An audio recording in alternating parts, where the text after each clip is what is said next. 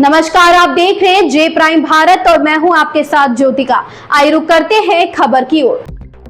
बहराइच मिहींपुरवा तहसील के ग्राम भरथापुर में 29 अक्टूबर 2025 को हुई नाव दुर्घटना में प्रभावित परिवारों से मिलकर मुख्यमंत्री योगी आदित्यनाथ ने संवेदना व्यक्त की। मुख्यमंत्री योगी आदित्यनाथ ने मोतीपुर विश्राम गृह परिसर में प्रभावित परिवारों से मुलाकात की और उनके साथ संवेदना व्यक्त की। मुख्यमंत्री ने कहा कि इस दुख की घड़ी में सरकार प्रभावित परिवारों के साथ खड़ी है और उनकी हर संभव मदद करेगी। प्रभावित परिवारों ने मुख्यमंत्री के प्रति आभार व्यक्त किया और कहा कि उनकी संवेदना और समर्थन से उन्हें इस दुख की घड़ी में शक्ति मिल रही है। मुख्यमंत्री ने अपील की कि घायलों के इलाज के लिए मदद के लिए आगे आए और सरकार की ओर से दी जा रही सहायता का लाभ उठाएं। सलमान साहिल, ब्यूरो जनतंत्र प्राइम भारत, बहराइच, यूपी। गांव की स्थिति को देखने के लिए आज मैं स्वयं अभी भरथापुर गांव का दौरा करने के उपरांत पीड़ित परिवारों से यहां पर मिला हूं। ये दुखद घटना है। जंगल के बीच में और वह भी रिजर्व फॉरेस्ट के बीच में भरथापुर गांव बसा हुआ है। कुल 118 परिवार गांव में रह रहे हैं। इन सभी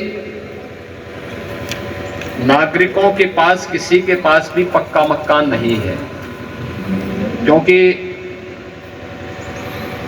वन्य अधिनियम के अंतर्गत उनको इसकी सुविधा नहीं प्राप्त होती है और इसलिए वहां पर इन लोगों का जीवन बहुत ही दुरूह हो जाता है। ये दुखद है कि 29 को जब ये लोग बाजार करने के लिए गए थे, नाव पलटने के कारण 13 लोगों को सुरक्षित बचा लिया गया। एक डेड बॉडी प्राप्त हुई। पहले वे घायल थी, बाद में दुर्भाग्यपूर्ण रूप से उनकी मृत्यु हुई और 8 लोग अभी तक मिसिंग हैं, जिनमें से एक बॉडी आज मिलने की सूचना है। अभी मैं वहीं से होकर के आ रहा हूं। जो लोग लापता हैं उनमें से मिस्त्री लाल, ये 40 वर्ष के हैं, श्री शिवनंदन 50 वर्ष के, श्रीमती सुमन 28 वर्ष, सुश्री सुहानी 5 वर्ष, श्री ओम प्रकाश गुप्ता 6 वर्ष, सुश्री ऋतु पुत्री घनश्याम 5 वर्ष, सुश्री कोमल पुत्री पंचम 5 वर्ष, श्री शिवम पुत्र राम नरेश 9 वर्ष। ये 8 अभी भी लापता हैं, क्योंकि ये क्षेत्र घने जंगलों के बीच में है और नदी के उस क्षेत्र में वन्य जीवों के साथ साथ मगरमच्छ और अन्य जलीय खतरनाक जीव भी उस क्षेत्र में हैं। क्योंकि रेस्क्यू कार्य के लिए जब नौकाएं भी वहां लगाई गई और उसके उपरांत जब जल को रोकने का प्रयास हुआ तो सैकड़ों की संख्या में क्रोकोडाइल ऊपर आ गई और उसके बाद वहां की स्थिति और भी दुरूह हो गई थी। सरकार की तरफ से आज मैंने इन सभी पीड़ित परिवारों को 4-4 लाख रुपए की आर्थिक सहायता, वस्त्र आदि का सहयोग तो किया है। इसके साथ ही पूरे गांव को शिफ्ट करने के लिए 21 करोड़ 55 लाख रुपए की एक धनराशि भी इसके लिए स्वीकृत की गई है। मैं जिला प्रशासन से कहूंगा, इसमें यहाँ के मंडलायुक्त भी जिलाधिकारी, सीडीओ, ये सभी लोग इस बात को सुनिश्चित करेंगे इन लोगों के लिए कहीं पे जमीन देख करके वहां पर इन 118 परिवारों को लैंड उपलब्ध करवाई जाए। यानी ये धनराशि जिसमें प्रत्येक परिवार को 4 लाख के अलावा 15 लाख रुपए की राशि, नकद धनराशि उपलब्ध होगी ही।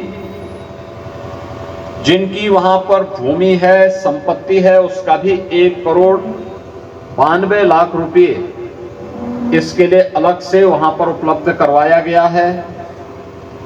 जो इनकी परिसंपत्तियां हैं उसका भी जो वैल्यूएशन हुआ है उसमें 1,88 लाख रुपए, और निजी ब्रेक्स जो जिन लोगों ने लगाए हैं इनका भी वैल्यूएशन किया गया है, वह 4,15,000 रुपए, कुल 21,55 लाख रुपए होता है। यह धनराशि इसके लिए स्वीकृत की गई है। इसके अलावा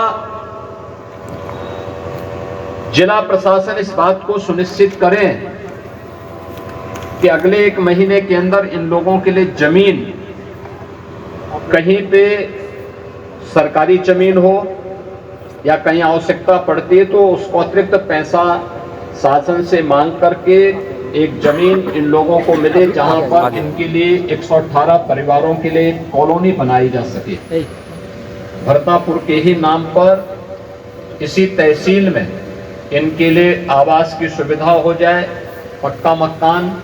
मुख्यमंत्री आवास योजना में इन लोगों के लिए एक आवास हम लोग अपनी ओर से स्वीकृत कर रहे हैं। आवास, शौचालय की व्यवस्था, गाय भैंस को बांधने की व्यवस्था, इतनी जगह हो, और वहां पर इनको नजदीक स्कूली बच्चों के लिए आंगनबाड़ी केंद्र, प्राथमिक विद्यालय, ये सभी सुविधाएं उपलब्ध हो सकें, यह सुनिश्चित करने की व्यवस्था प्रारंभ करें, जिससे वहां पर इन सब के निर्माण, मकान के निर्माण के कार्य को तेजी के साथ आगे बढ़ाया जा सके, और उस पूरी लैंड को फिर हम लोग फॉरेस्ट को उपलब्ध करवा सकें। जहां पर ये लोग रह रहे हैं तो उसके बदले इनको जमीन उपलब्ध करवाएंगे, मकान उपलब्ध करवाएंगे, कंपनसेशन उपलब्ध करवाएंगे, और ये सभी लोग सुरक्षित रूप से इनको फिर किसी भी प्रकार से कोई भय इनके जीवन के ऊपर न बनी रहे।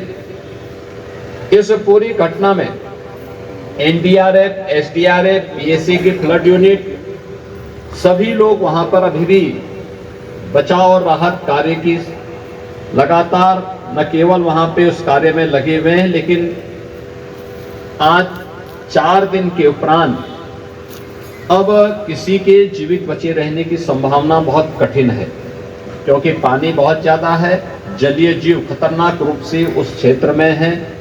हम लोग भी ऊपर से देख रहे थे, काफी क्रोकोडाइल वहां पर ऊपर निकल करके और बहुत खतरनाक रूप से वहां पर विचरण भी करते हैं।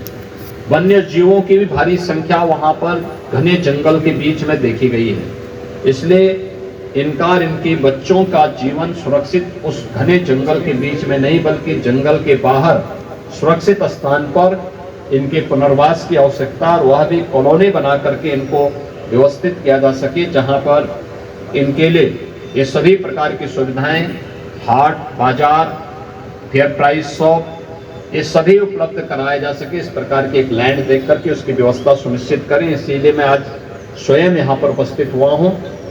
इन सभी परिवारों के लिए धनराशि, जमीन, आवास की सुविधा, ये सभी अगले 1 महीने के अंदर इस प्रक्रिया को पूरी करने की तैयारी करवाएं, जिससे निर्माण कार्य वहां पर तेजी के साथ आगे बढ़ सकें। जिन लोगों ने अपने परिवार के लोगों को मिस किया है और वे मिसिंग हैं अभी भी, उन सब के प्रति हमारी संवेदना है। सरकार दुख की इस घड़ी में आपके साथ में है और हर प्रकार का सहयोग आप सभी पीड़ित जनों को करेगी।